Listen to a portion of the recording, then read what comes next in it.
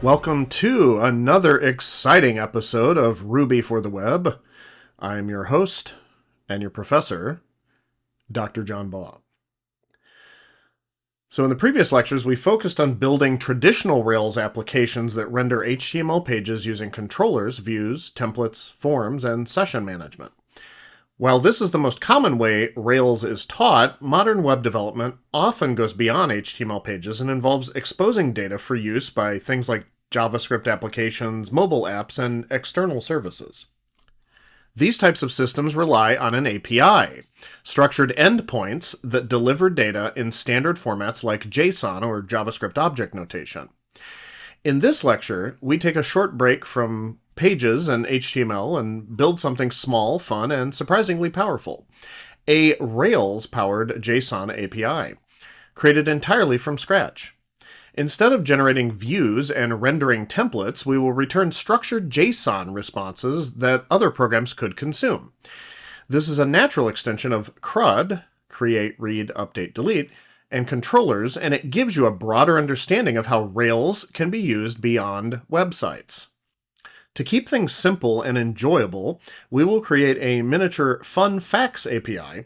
Our application will store a collection of fun facts in the database and expose several endpoints to retrieve them, including a random fact generator. Along the way, you'll see how Rails supports API-style development with almost no additional configuration. And you'll learn how to organize routes, build namespaced controllers, render JSON directly, and test endpoints using Postman, a widely used API testing tool. By the end of the lecture, you will have created a simple model to hold fun facts, seeded the database with sample data, defined clean, versioned API routes, built namespaced controllers for JSON responses, returned JSON for index, show, and random endpoints, adopted optional query parameters handling things like !limit equals 5, and tested the API using Postman.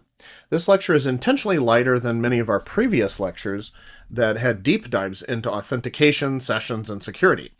The goal is to expand your Rails skills set while keeping the material fun, approachable, and practical, and to lay the groundwork for later lecture on deployment and APIs, where we will explore how Rails APIs interact with external systems. Let's get started building your first Rails JSON API. So we're going to start fresh. We're not going to be using the project that we've been working on for several lectures now. So before we begin our Fun Facts API, we need to confirm that our Rails environment is functioning correctly and that we're prepared to add a new feature inside the existing or inside our new application. So this includes making sure Ruby and Rails are properly installed, verifying that our Rails project runs without errors, reviewing the folder structure, and preparing development tools we'll use. In addition, because we will be testing our JSON API endpoints later in this lecture, you should download and install Postman, a popular API testing application, which I have open right here. And you should note that Postman makes it much easier to send requests, inspect JSON responses, and organize API calls, and it's much more convenient than using a browser alone. Browsers also work with get method primarily directly when you open some page in the browser, but you can do all kinds of things like post and patch and delete and all sorts of fun stuff with Postman. You can issue all of these different kinds of HTTP methods and to different APIs. We're going to still use get for ours just to keep it simple, but Postman's very powerful and used for a lot of testing purposes. There are other applications you could use like Insomnia or others, but we'll use Postman. So I've got the terminal open. I'm in a folder called lec11 JSON API. The Rails project will be created underneath this, but we're going to make sure everything's installed. So Ruby-v gives us a return. Rails-v just make sure everything's nice and working. All right, so next thing, we're going to create the application on Facts API.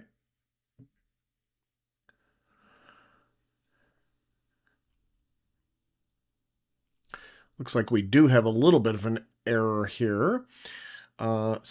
So we're going to fix that inside of the gem file. Look for because it's complaining about the time zone situation. So tz info, we're going to take off all this nonsense and just have it say gem tz info. And then let's see, bundle install. And that should, oh, you know what? I'm not in the right directory. I got to change to the fun facts directory and then do a bundle install and see if that fixes it.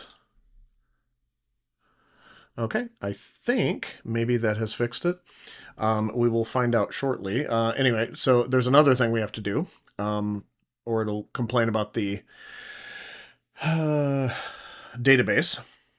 So I've got this. This is in the Rails Quick Start guide that I created as well, but we're going to replace this line that says SQLite greater than 2.1 and give it a specific location from GitHub that it's pulling it from. And then we'll do another bundle install just to make sure it installs that bundle and everything works fine. We will then run bin/rails server just to make sure that everything is actually installed properly and running the way we expect. Okay, so it started. Looks good. And we click this, and when that's loaded, it generates a bunch of this, and I will show you in the browser what we've got. This is just the default page. Just make sure that everything is working. Everything does look good. I've got mine running on port 5000, but yours might be different. You can start it on a specific port if you just, do bin/rails server and then hyphen P and then the port number. But once we've generated this, we want to make sure that this is all working or all looks good. Okay, so let's look in app models just to make sure the models that we expect are there. So you've just got app models, the folder. That's where the fun fact model is going to go. There's not really much going on here right now. App controllers. This is where our controller is going to go. Config/router, or routes rather, .rb. That's where our routes are going to go. We've also got db/seeds. We're going to use that. So we also have, the seeds folder that I mentioned, but you will also have a migrate folder in there eventually, but that's going to be created by Rails automatically when we create our model. You also want to install Postman. So make sure you go to postman.com and then the downloads, install this app, because that'll be very helpful. I've got it open already. I've created an environment. That's just kind of a way to organize everything, but you don't technically need to do anything except use some of the default settings. But first we have to create our model. So our Fun Facts API needs a simple place to store facts that we can later retrieve as JSON. In Rails, this means creating a model with one or two attributes and generating the corresponding database table through a migration. For this lecture, we'll use a single attribute, content, to hold the text of each fun fact. This keeps the data model simple, clear, and focused. Once the model is created and the database is migrated, we'll be able to seed it with sample facts, sample data, right, the facts, in the next section. So I'm going to kill the server for now, don't really need it, and we're going to do bin/rails, generate, model, and then fun fact, all one word with the two F's capitalized, and then space content : string. That tells it it needs a content property, piece of data for the content, and it's a string. Hit enter.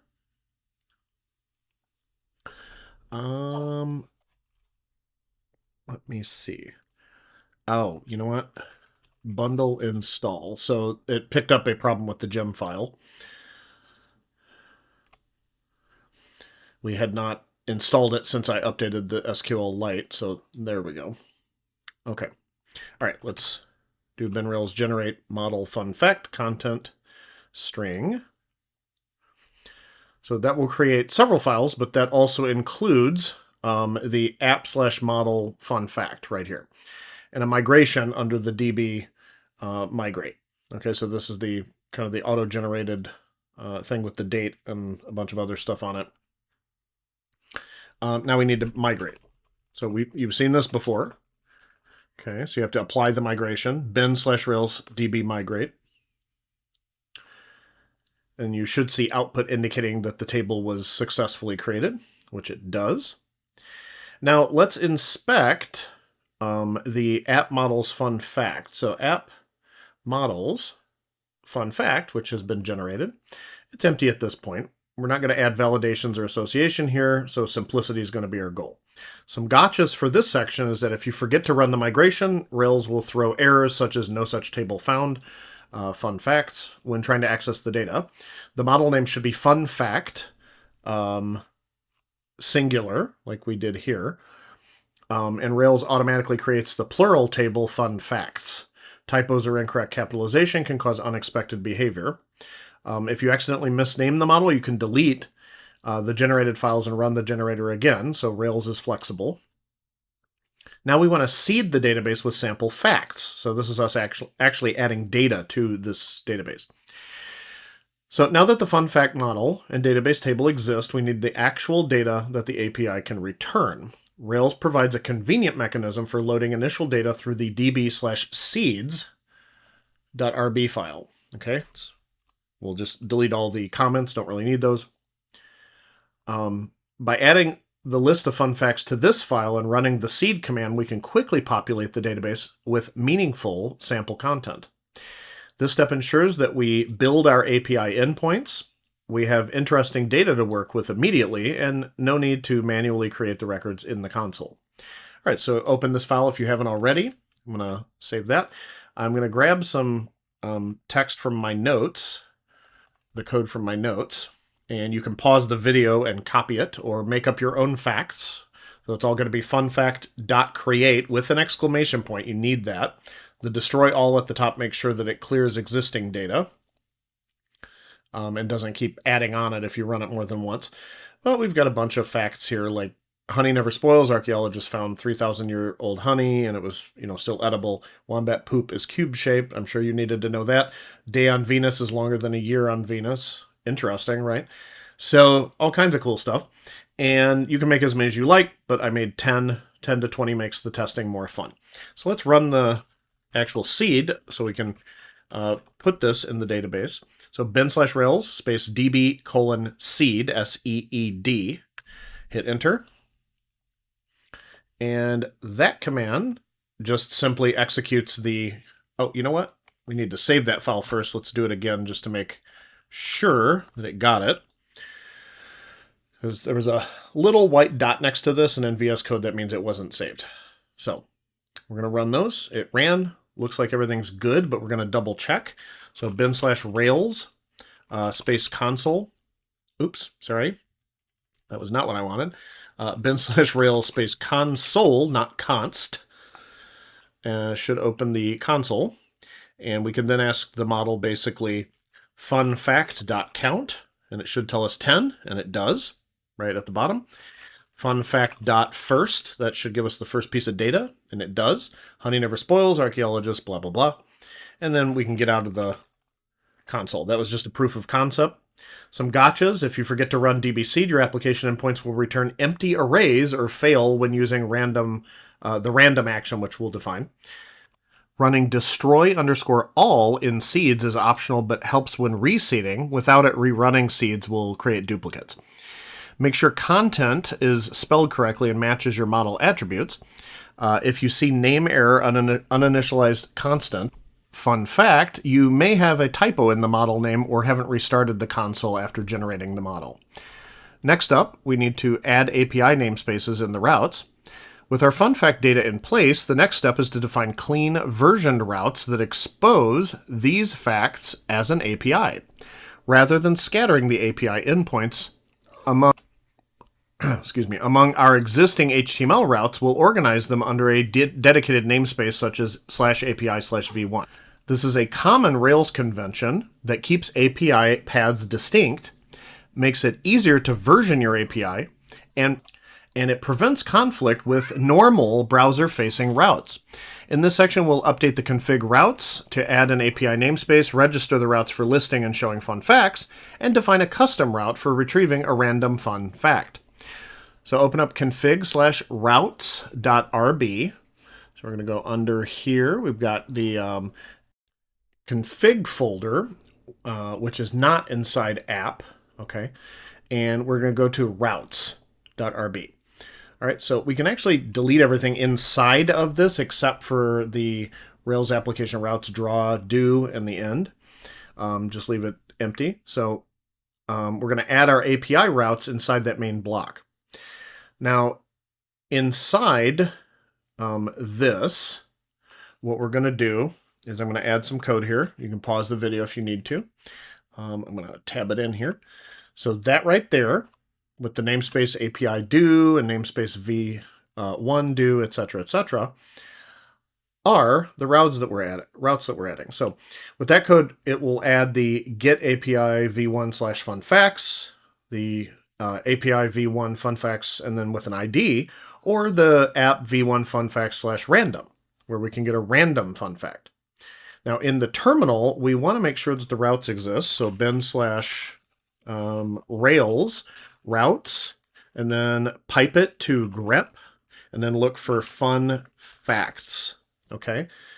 And then we'll give that a second, and we should see, like this, some expected output here would be like the random API fun facts get. This is the one for the random, for the regular, and then for the one with the ID. Okay, so some gotchas. The namespace API and namespace v1 blocks must be inside the main Rails application routes draw do block. Ensure that the resource is pluralized as fun facts to match Rails conventions. If bin Rails routes throws errors, double check indentation, missing ends, or typos. Okay. All right, now let's build the API controller. With routes in place under API/v1, we now need a controller that actually handles those requests. So for our fun facts API, this will be a namespace controller called API v1 fun facts controller. This controller will live in a nested folder structure, app controllers app API/v1, and define three actions: index for all facts, show one fact by ID, and random, a single random fact. In this section, we'll generate the controller, wire up the basic actions, and prepare it to return data. We'll focus on loading the correct records here. The next section will convert it to JSON.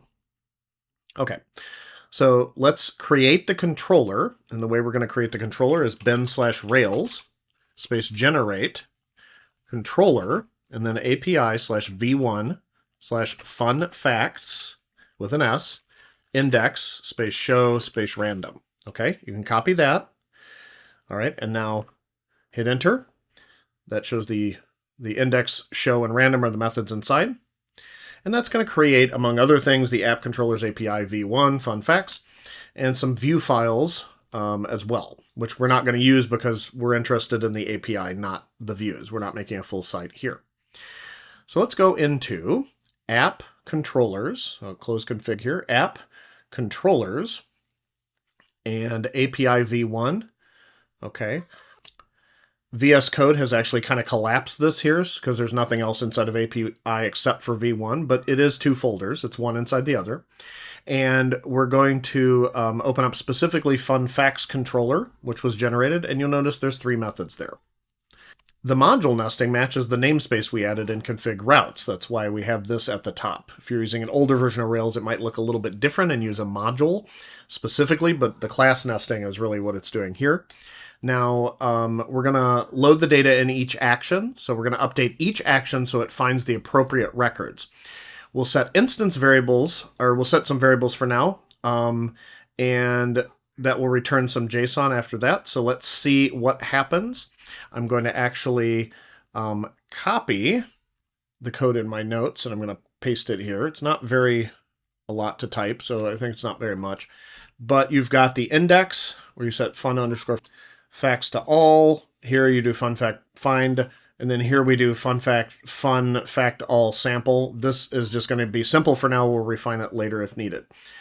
So at this point, the index prepares a collection of all the fun facts. Show will load a single record by its ID, and random picks a random record with the existing fun facts. In the next section, we're going to replace the usual HTML view rendering with JSON responses using those instance variables. Okay, so let's do that. Our routes now reach the API v1 fun facts controller, and each action loads the correct fun fact records. But by default, Rails expects to render HTML, the ERB templates. But for an API, we want to return JSON instead, so other applications can consume the data that we're generating for them. So fortunately, Rails has built-in support for rendering JSON directly from controllers with a single line of code. So in this section, we're going to update the index, show, and random actions so they return the JSON instead of just basic HTML. So for each of these, I'm gonna just leave random empty for now. Actually, we can leave it empty or just leave it as is. And I'm gonna put these two right here, the index. Okay, tab it in a little bit. Okay, so you can see what it's doing. I think that's a little bit too much. There we go. Maybe not enough. I like one more layer, just makes it look a little cleaner. All right, so def index, we've got render space JSON colon, and then you say fun facts. That's the thing you just grabbed. Now, normally it would return the HTML, but we're telling it we want to convert it to JSON. Same thing here. For a single fun fact with a specific ID, that's what show is handling, we say return JSON for that. And for random, we're just leaving it as is. We haven't updated that yet. Okay, so at this point, we should actually, if I say bin/Rails server, be able to go to our website. Okay, it is listening still. And we should be able to say /API/v1/fun facts, fun_facts. And if I do that, let's do pretty print. That'll make it look nicer.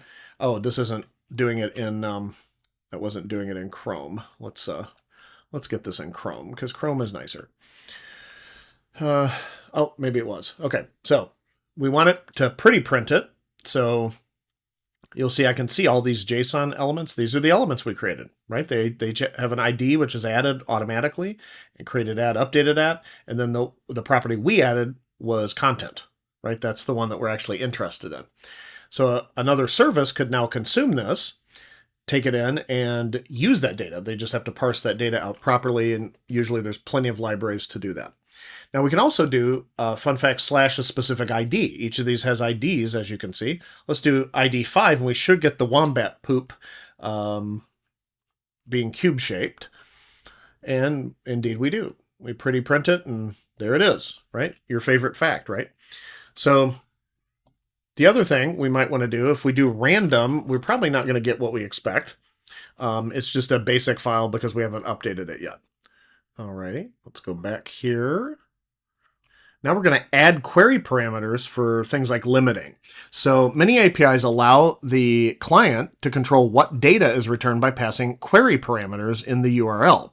For example, a client might ask for only a certain number of results, like !limit = 5, or search for facts containing a specific word, like search = B. So in this section, we'll enhance the index action so that it can optionally limit the number of facts returned. This keeps our API simple, but demonstrates a very common pattern in web development, letting the user customize the response without creating new endpoints, just using query strings. So we're going to go in the fun facts controller, if you don't already have that open. We're going to modify the index. So I'm going to copy pasta that from my notes, and there we go. This is it right here. Oops, we need to grab the whole thing here. There we go, that's better. And you can see that it grabs all, but it can also limit it if they have a limit specified. Okay, so if they pass in the specific limit query string, it's going to look for that variable. And if it's present, it will then convert it to an integer. Okay, to I does that. And then it's going to limit it, literally using a limit method. So this is now saved. So I believe, I don't think we have to restart the server, but we'll find out shortly. We're going to go to the website, Let me see. Okay, and then we're going to grab this. This is the whole thing. And pretty print. And then we're going to add the query string. So question, and then say limit equals 5 or 3 or whatever you want. And you'll notice now it has actually restricted it. Now there's only 5, okay, out of the 10. In the next section, Postman, with Postman, we will test the variations interactively also. Okay, so the query parameters arrive as strings, so always convert to I before using them if they're an integer. If the client passes something like limit equals ABC, or 2i will convert to 0, which returns no results. That's normal Rails behavior. You also want to avoid returning extremely large collections by ensuring the limit parameter is reasonable, not required for this lecture, but it's worth noting. So this modification only affects the index action. Show and random will remain unchanged. So now we're going to add a random fun fact endpoint. That's the one we kept pretty much not implemented up to this point. If we scroll down here, it's just got some basic stuff here, and it goes basically to the ERB. But many APIs offer a special purpose endpoint that returns a single randomly chosen item. It's simple, fun, and a great way to demonstrate how flexible controller actions can be. Earlier, we added the custom random route here for the API v1 funfacts namespace. Now we're going to implement that action so it selects a random record and returns it as JSON. This gives the API a playful feature and also shows how Rails controllers can support both RESTful actions and custom endpoints. All right, so we're in the funfacts controller still. For random, we're going to fill that in right here. Okay, so it's got this. Okay, it gets all sample and then returns the JSON. So that's all it will take though. So because it already defined the random route in routes.rb, the endpoint is available at random. So we should be able to see what that returns if we do random/random. There we go. We got that. ID 10 on that one. If I run it again, we've got ID 1. Run it again. ID 9. So it's just giving you random facts, right? Okay, so each request should return a different fact, assuming your seed data has multiple entries. And we can test this more with Postman briefly. So that's what we're going to do. We're going to use Postman instead of just the browser. This actually gives us a more organized way and a professional way to test this. Obviously, if you're making a website, you want to test things in the browser as needed, but the browser may not be the actual client or consumer of this. So you could, with Postman, you can actually issue get, post, put, patch, delete, head options, and other things so you can test different HTTP methods. So now that our funfacts API is wired up and returning JSON, we need to confirm that each of these endpoints behaves as expected using a professional tool like Postman. While a browser can show the basic JSON output, it's not ideal for experimenting with different URLs, parameters, and especially HTTP methods, because browsers use GET by default. In this section, we'll use Postman to send requests to our API, inspect the JSON responses, and verify that the index show and index with limit and also random endpoints work correctly. This also introduces students to a tool they're likely to encounter in real-world API development and testing. So you, as the student, want to learn how to use extra tools besides VS Code, Postman's a great one to start with. So if you don't have it running already, make sure the server's running. I think this one's still running, right? Just to keep it clean, I'm going to kill it and then bin/rails server, just to make sure everything's nice and shiny. And I have it running on port 5000. You might have a different port, and that's fine. And let's open Postman and issue some of these. So up here, you might have to hit the plus symbol next to your, if you see just this, you might have to hit the plus symbol, and you get a GET request by default. And in here, we're going to put, I'm going to just copy paste from my notes here. The URL is the localfax 5000 API v1 funfacts. Hit send, and we should get a 200 status OK and a nice organized pretty is the default here with JSON. Okay, you could go to raw just to see what the raw data is, but pretty is so it's more human readable. and you should have the 200 response. So that's the actual response for successful HTTP requests. Now we're going to show the test endpoint. So we've got fun facts and then say /2 and send that, and we should get just fact 2. And we do. Bananas are berries, but strawberries are not. Interesting. And now test with index. So this one, we're going to back it up a little bit and then say question mark. So this, you'll notice it's already adding a key here. Limit equals 3. So it's added this parameter, which we could do from here actually. But I'm going to hit send on that, and it should give us just the first 3. So that's the limit. And we should test the random endpoint as well. We'll hit this several times as well. So we're going to say fun fact / random, hit enter, and we get ID 10, hit it again. We get ID 4, hit it again. ID 5, hit it again. ID 6, hit it again. ID 3, etc., etc. All right. So in summary, in this lecture, we stepped away from the traditional HTML-based Rails application and built a small, fully functional JSON API from scratch. Starting with the brand new Rails project, we introduced the idea of using Rails not just as a web page generator, but a flexible API platform capable of serving structured data to other applications. We created a simple fun fact model, seeded the database with sample facts, and organized our routes using API/v1 namespacing, a common convention for clean, versioned APIs. We then built the namespace controller that returns JSON for each action, including a custom random endpoint. Along the way, we added support for optional query parameters like limit equals 3, giving our API a dynamic, customizable interface. Finally, we used Postman to test each endpoint, verifying that our API responded correctly to a variety of different requests. By doing so, you practiced a standard real-world workflow for exploring and debugging API behavior.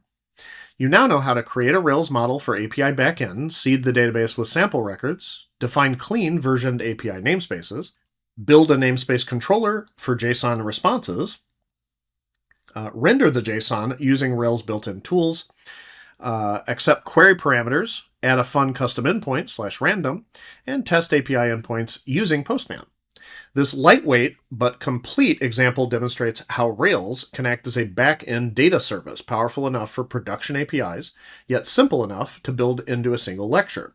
It's just another alternative to things like Node.js or Fast API with Python. Node.js is with JavaScript, of course. With these skills, you are well prepared for later lecture on deployment and APIs, where we'll explore how Rails applications interact with the outside world and how to publish your application beyond your local machine. That's what I have for you for this lecture. I hope that was useful. I'll see you later. Bye-bye.